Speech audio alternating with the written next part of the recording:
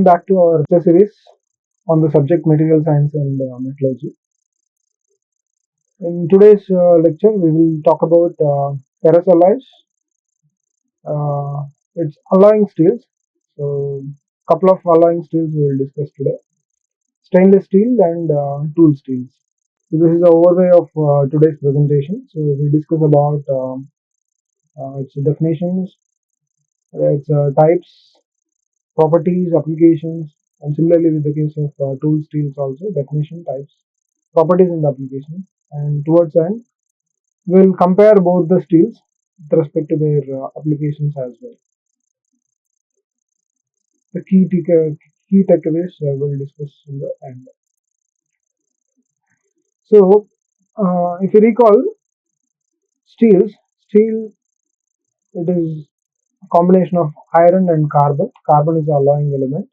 So, depending on the addition of carbon content, it is further divided into steels and cast irons. So ferrous alloys have been further classified into steels and cast irons based on carbon content. So within the steels we have discussed classification, that is plain carbon steels. Then alloy steels also we have discussed. In the previous classes we have talked about plain carbon steels. It's low, medium and high carbon steels we have discussed, and in today's class we will talk about alloy steels.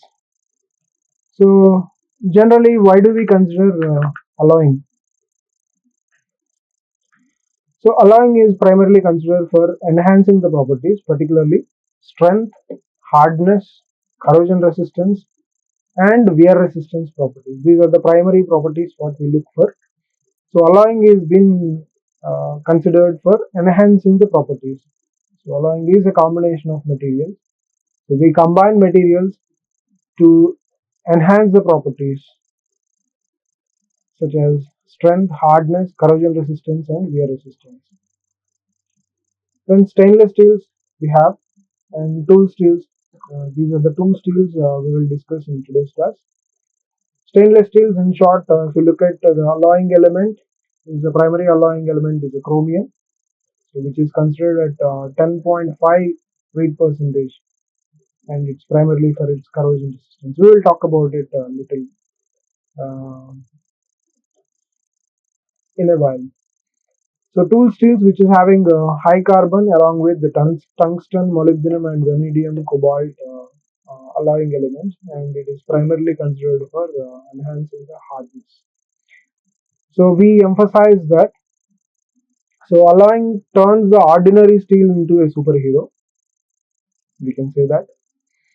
So it from its resistance against rust, so its resistance to rust or razor sharp, we can get both the kind of properties by alloying the steels or alloying the materials.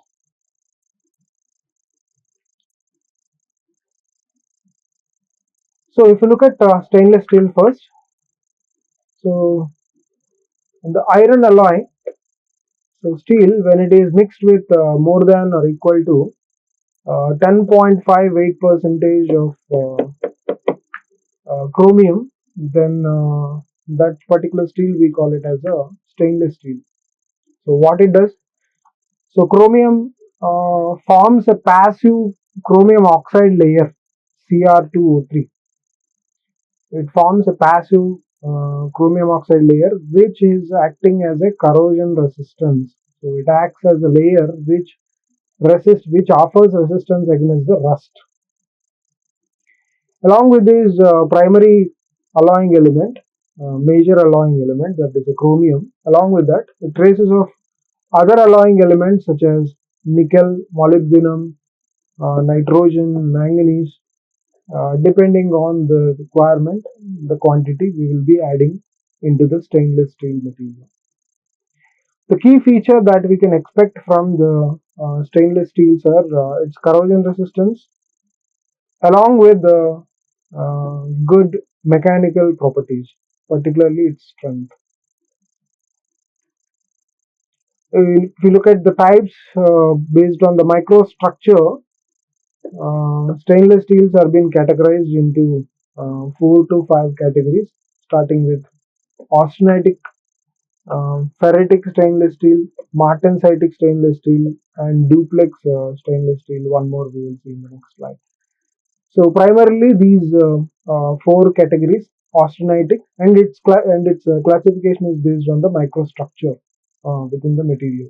So if it contains the austenitic phases, which is considered given as a 300 series, for example 304 stainless steel, austenitic stainless steel, which is having properties such as it is magnetic in nature, so it is not having magnetic properties, but it is having excellent corrosion resistance properties. And if you look at the ferritic stainless steel, which is the 400 series, 430 is one of the examples, which is magnetic in nature, and it is having moderate corrosion resistance when compared to the austenitic stainless steel. Then we have the martensitic structure, which is considered again the 410 is the example, martensitic, so which is heat treatable stainless steel, and it is offering high strength to the material. Then we have the duplex, for example 2205. It is having a mixed austenitic and ferritic microstructure within it, which offers high strength along with the corrosion resistance properties. Right. So based on the microstructure, we will be classifying stainless steels into primarily 4 categories: austenitic stainless steel, ferritic stainless steel, martensitic, and duplex. Austenitic is non-magnetic in nature, but it offers excellent corrosion resistance. Ferritic is magnetic in nature; it is offering moderate corrosion resistance. Martensitic is a heat treatable stainless steel which offers high strength, and duplex is having a combination of microstructures, which is austenitic and ferritic microstructure, which offers high strength and corrosion resistance combined. So if you look at its structure and applications of each of these types of stainless steel. If you talk about the austenite is in FCC structure, face-centered cubic structure, which is primarily composed of chromium alloying element, major alloying element, along with the nickel. So chromium is between 16 to 26 percentage, and nickel is between 8 to 22 percentage. Its applications are found in kitchenwares and chemical tanks. Our kitchen sinks, when next time when we see the kitchen sinks, so we can expect that is made out of austenitic stainless steel. Next we have ferritic stainless steels, which is having BCC structure, body centered cubic structure, with chromium, with a composition of chromium and very low amount of carbon is been added. Chromium between 11 to 18 percentage has been added. So which is suitable for automotive applications, automotive trim, and boilers are being manufactured out of this particular steel, ferritic stainless steel. Then we have martensitic, which is having a BCT, body center tetragonal structure, BCT structure, which is composed of chromium between 12 to 17 percentage with high amounts of carbon. It is specifically find its applications in the surgical instruments and blades because of their hardness. Then we have duplex stainless steel (SS), which is a combination of FCC and BCC, as it is having austenitic and ferritic both microstructure. So it contains FCC as well as BCC structured atoms, um, which is having chromium approximately 22 percentage, along with the nickel, molybdenum, and nitrogen. If we These duplex stainless steel is suitable for heat exchangers and pipelines in the thermal industry. Then we have precipitation hardening, precipitation hardened stainless steel, which is either it is having a FCC or BCT structure, which is composed of chromium, nickel, copper, and aluminum, which is suitable for aerospace and turbine applications. So, if you ever wondered why surgical tools don't rust, so that is you must thank to the chromium's passive layer. If you look at the surgical instruments, which is generally made out of martensitic stainless steel. So primarily it is composed of carbon and high amounts of chromium and high amounts of carbon. So chromium is offering the passive layer Cr2O3 passive layer Cr2O3. So chromium oxide passive layer, which is offering the resistance against the rust or corrosion. So the surgical tools, why they don't rust? Because of the presence of chromium, and it is made out of martensitic stainless steel. So kitchenware in our daily applications, our kitchen sinks in our houses, what we see, so that is made out of austenitic stainless steel. Next, we dive into tool steels. So tool steels are having a high carbon, so which is ranging from 0.5 to 1.58 percentage of carbon. So along with this carbon, it is alloyed with the tungsten, molybdenum, vanadium, cobalt for wear resistance. So along with the high amount of carbon, it is alloyed with tungsten, molybdenum, vanadium, and cobalt uh, for their very high wear resistance properties. High performance steel designed for these applications: cutting, shaping, forming applications. So all the machining operations. So these high performance steels are being designed for these machining operations with these tools, which is offering very high hardness and wear resistance, toughness, and also red hardness. These are some of the properties what tool steels will offer. Because of their properties, because of these properties, they find applications in uh, tooling,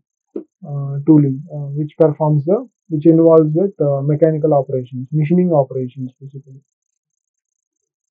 So key allowing elements, as discussed, high amounts of carbon is present, then chromium partially, then we have tungsten, molybdenum, vanadium, and cobalt. And whereas tungsten molybdenum is being used for red hardness properties, where it forms the carboids in the material. Then vanadium is primarily, it refines the grain size, which enhances the wear resistance properties of the steel. Then cobalt increases the hardness. So if you see why a drill bit stays sharp even when glowing red, even under the red hot condition, why drill bit stays sharp is we should thank to the tungsten carbide. So tungsten carbides, because of the tungsten carbide. So even though the drill bit is it's in the red hot condition, it doesn't lose its sharpness and still performs its machining operations. So that is due to the tungsten carbide, the presence of tungsten carbide. If you look at the key types involved as per the AISI classification, so we have water hardening W series tool steels, which are basic in its nature and low cost. And we have HSS high speed steels, which are M by T series, for example M2 or T2. So high speed steels, SSS steels we have, which retains hardness at very high temperatures, which is retains it's a hardness. It doesn't loses its hardness at very high temperatures.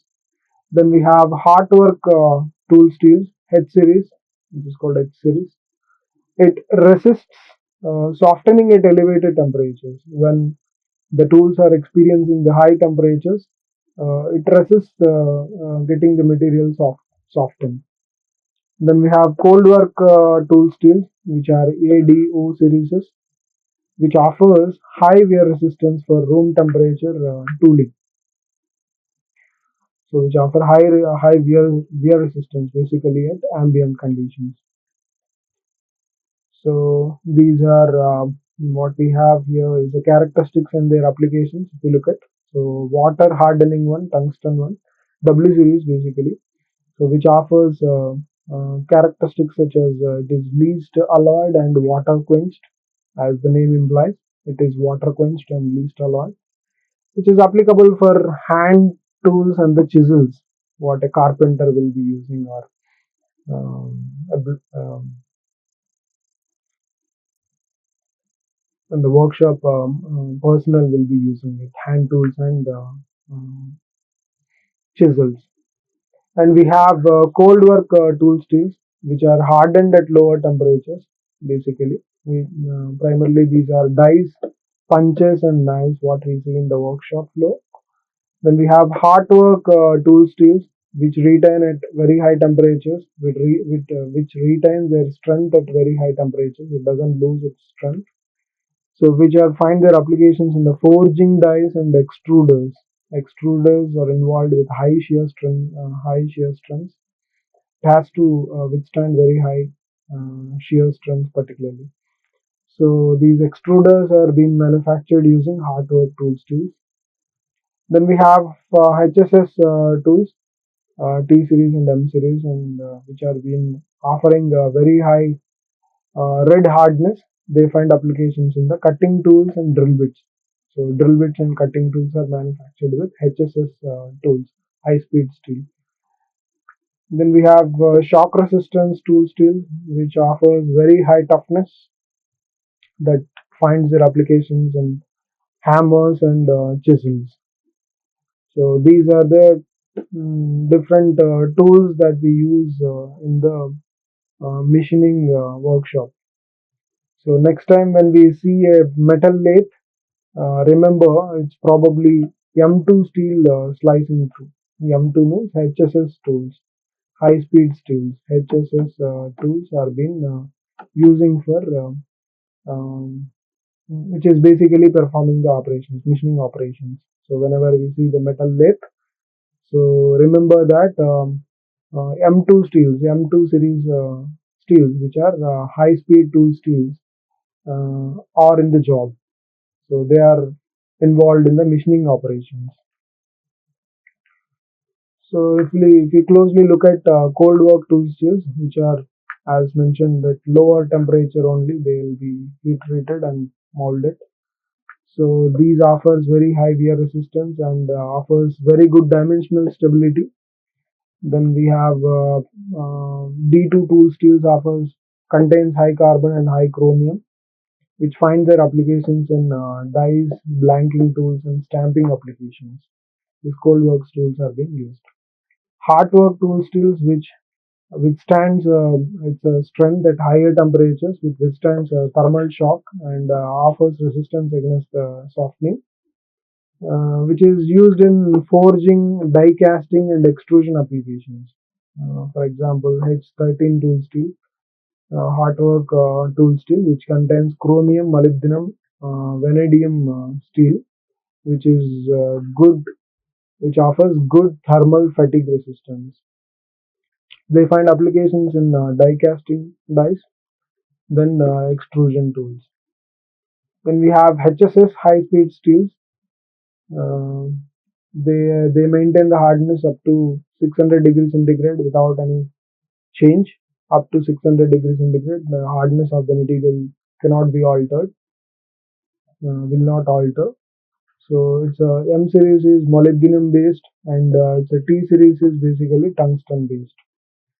They are primarily alloyed with tungsten, molybdenum, along with vanadium, chromium, and cobalt.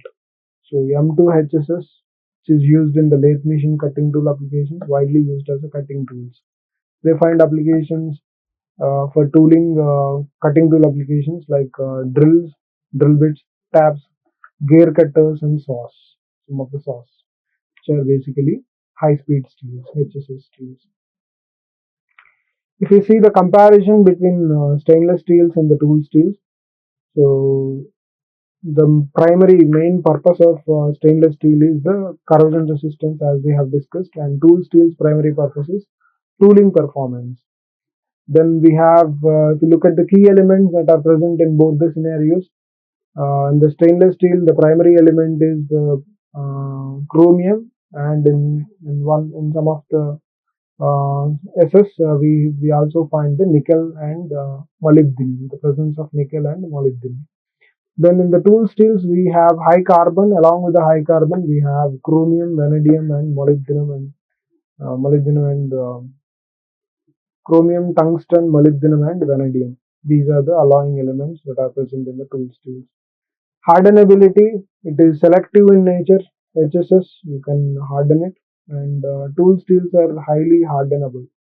So stainless steels are selective in nature, and tool steels are it can be tuned, so it can be highly hardenable. If you look at the heat treatment, so martensitic types are available in the SS, like martensitic stainless steel is there, and in the tool steels, it is heat treatment is essential to have the toughness and the balance of toughness and the hardness. And if you look at the applications, stainless steels find the applications in consumer and industrial products. Consumer, like in our day-to-day life, we'll be using it in kitchen sinks, and industrial. Some of the classic examples, classic applications are found in the industrial products, like in the construction and other sectors, have been widely used. Then, if you look at tool steels, mainly for the machining operations, most of the mechanical workshops they find these tools for different mechanical operations or machining operations, so cutting, forming, and forging tools. They have been used in these tools have been used for those mechanical and machining operations. So, is it can one steel be both corrosion resistance and ultra hard? So we just need to trade off. So the presence of chromium will offer corrosion resistance, and the presence of high carbon or other alloying element will offer the hardness. So if you wanted to have a balance of corrosion resistance and ultra hardness, if not ultra hardness and better hardness, so it is all about trade-offs. We have to look at. So if you see the summary and key takeaways, stainless steels primarily alloyed with chromium above 10 percentage, which offers a passive layer like chromium oxide, which is the because of which it offers corrosion resistance properties. And tool steels, which is combined with tungsten along with the high carbon, other alloying elements are tungsten, molybdenum, and vanadium. They form carbides, and because of which we get different properties for tool steels that includes red hardness and high hardness and other characteristics. Their applications dictate the alloy choice. If you want no rust, then obviously we go with the stainless. If you need to cut, then it is tool steel. It is as straightforward as. So for making this content, we I have gone through these references, Callister and other textbooks, other ASM handbook, and these references are being used. So the lecture has been left with some of the questions to ponder for the audiences, like why can't we use stainless steel for drill bits? Then how does chromium content affect the cost of stainless steel? So these are the questions you audiences are requested to find out the answers. So with which we conclude for today's lecture, and we will meet in the next lecture with cast irons. We look at the cast irons. Thank you all.